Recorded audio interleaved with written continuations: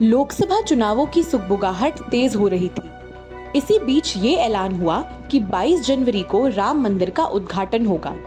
हालांकि इससे किसी को अचंभा नहीं था।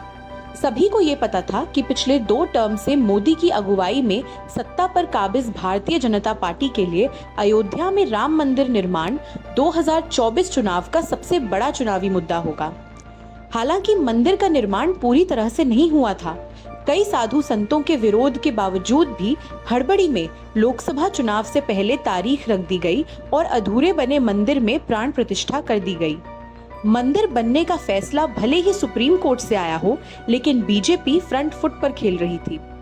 एक ओर महंगाई, बेरोजगारी, पेपर लीक जैसे मुद्दे थे, लेकिन मोदी सरकार ने पूरा का पूरा चुनाव राम मंदिर पर शिफ्ट कर दिया था।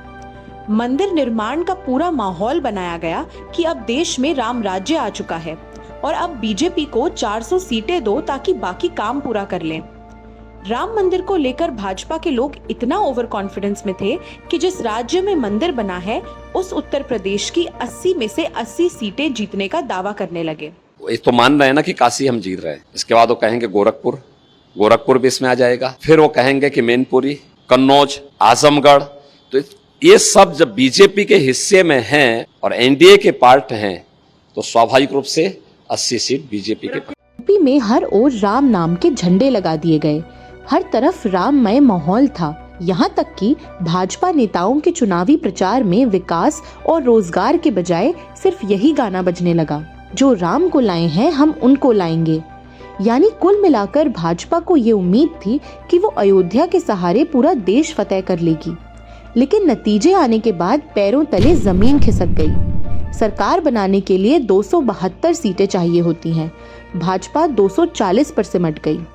लेकिन सबसे बुरा हाल उत्तर प्रदेश से हुआ, जहां भाजपा 34 सीटों पर आकर सिमट गई। लेकिन ये दुख सिर्फ इतना नहीं था। भाजपा ने जिस राम मंदिर को लेकर पूरा चुनाव ही लड़ा था, उस अयोध्या से भी वो हार गई।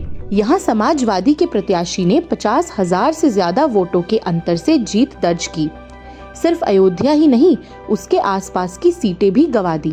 वहीं जब अयोध्या वालों से इसके पीछे की वजह जानने की कोशिश की गई तो तस्वीर कुछ और निकली।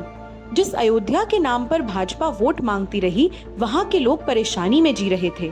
सौंदर्यीकरण के नाम पर घर तोड़ दिए गए, उचित मुआवजा नहीं मिला, दुकानदारों को वापस दुकान देने के लिए लाखों रुपए मांगे गए। अयोध्या में बसने वालों के बजाय यहाँ बाहर सूट बूट वालों के लिए जमीन बसाई जाने लगी। प्रशासन के रवैये से लोग नाराज थे। सिर्फ मुख्य शहरों में ही सौंदर्यीकरण किया गया, गांवों की स्थिति बहुत बुरी बनी रही।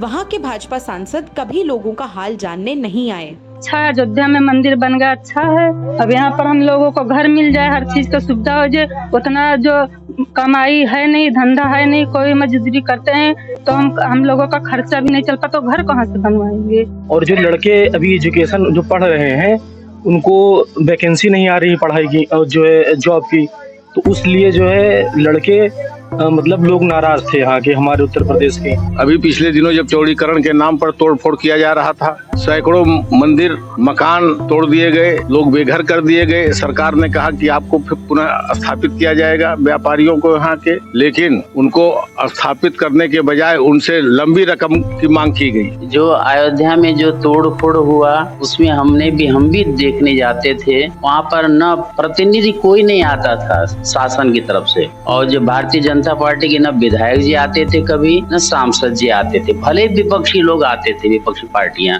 तो देखा आपने कि अयोध्या के लोगों का कहना है कि वो राम भक्त हैं, लेकिन अंध भक्त नहीं। उन्हें पता है कि कौन सही है और कौन गलत।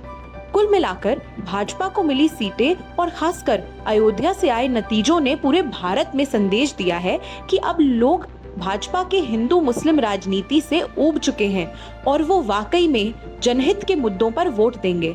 ऐसे में अब बीजेपी के लिए आगे बहुत बड़ी चुनौती होने वाली है, क्योंकि उनकी सरकार गठबंधन के सहारे चल रही है।